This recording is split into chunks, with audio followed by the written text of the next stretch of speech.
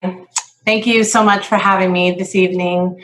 I'm very honored to be here and to be part of such an esteemed group of leaders in our community. When I was initially asked to speak at tonight's event, I struggled with how to properly and effectively communicate about animal cruelty, how it affects society, and most importantly, how we as a society can come together, look at such heinous acts, learn from them, and ultimately make our world a better place. I've been working in animal welfare for close to 25 years, and I've seen the best of the best in people and the worst in the worst. I actually joked with Rabbi Mentz that I could probably talk for about 5 days on the topic of animal cruelty, tell you way too many war stories regarding my personal experiences working with detectives, investigators on high-profile animal abuse cases, dog fighting cases, hoarding cases, and a lot more than I like to admit. Tonight, I took a little bit of a dive into my personal soul searching to narrow down what I believe we as a society really need to discuss. This is not an easy topic. It's quite heart-wrenching, but it's so important for people to understand the link between animal cruelty and human violence, as well as how we can become a better, more moral society. Today is about starting a different conversation regarding animal cruelty and asking how do we inspire further conversations that will ultimately make our world a better place. How do we change our views about animal cruelty? How do we save the voiceless, both human and animal? First, we must understand what animal cruelty is. In short, animal cruelty can be defined as acts of violence or neglect perpetrated against animals. It encompasses a wide range of behaviors harmful to animals, from neglect to malicious killing. Some animal cruelty is unintentional, mostly neglect cases. These cases for us in the animal welfare field are pretty easily resolved through education, resource programming, and just teaching owners that may not know how to take care of animals what the proper way to do that. But there is a different type of cruelty, and that's the intentional cruelty, which can run the gamut from knowingly depriving an animal of food, water, shelter, socialization, veterinary care, to maliciously torturing, maiming, mutilating, or killing an animal. Although all levels of animal cruelty are important to understand and address as a community, it is in the interest of time tonight that we will focus predominantly on intentional animal cruelty. So why is animal cruelty a concern to our society? Well, for one, it's just plain sadistic and unimaginable. I'm sure many of you watching this tonight have your pets curled up right next to you, and the thought of them being harmed or killed by somebody, it's the most difficult thing to think about.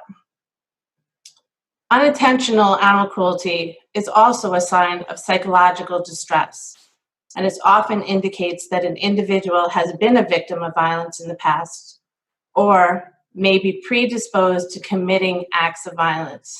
I'm going to say that one more time. Is a victim of violence or may be predisposed to committing an act of violence. There's clear, compelling animal cruelty and violent acts to humans.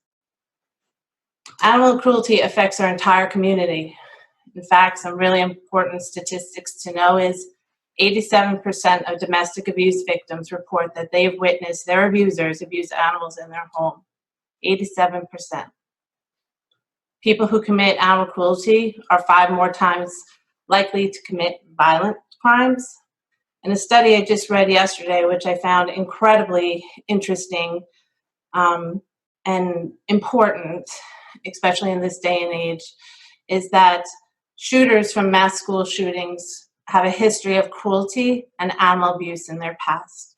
This is important information that we need as a community to stop violence. Also, some of the most notorious serial killers have a history of animal cruelty and as children or as adolescents. These statistics demonstrate why it is so important for our community to take allegations of animal cruelty seriously, We must do our due diligence. We must investigate. How do we do that? What can we do as a community to end and address animal cruelty? One, we have a duty to investigate and prosecute offenders. By investigating cruelty complaints, we're able to put offenders on our radar. In essence, we can keep an eye on them, intervene as necessary.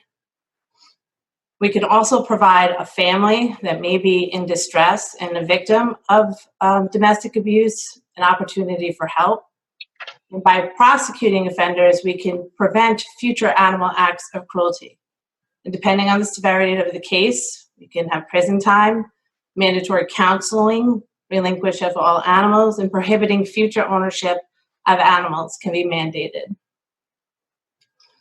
We must recognize the link between animal cruelty and violent crimes as a society. We can possibly prevent violent crimes from happening in the first place. Many times, it is just a predictor of future behavior. And third, we have a responsibility to advocate for victims and cross-report.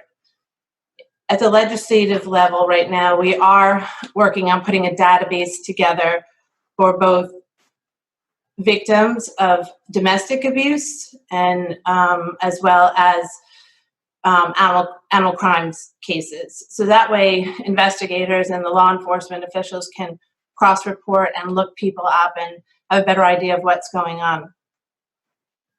And finally, we must have greater awareness to promote humane education programs. Awareness, education, community service, these are proven effective measures against animal cruelty. As you can see, animal cruelty is a super complex issue. We have our work cut out for us for sure, but as a society, we really have come a very long way in addressing, studying, and learning how to eliminate and what animal cruelty is, how it works, how the human mind works. I'd like to close with a famous quote from Mahatma Gandhi that eloquently sums up our conversation regarding animal cruelty. The greatness of a nation and its moral progress can be judged by the way its animals are treated. It's a really important and unbelievably beautiful statement. I want to thank you all for hosting tonight, and I appreciate this opportunity.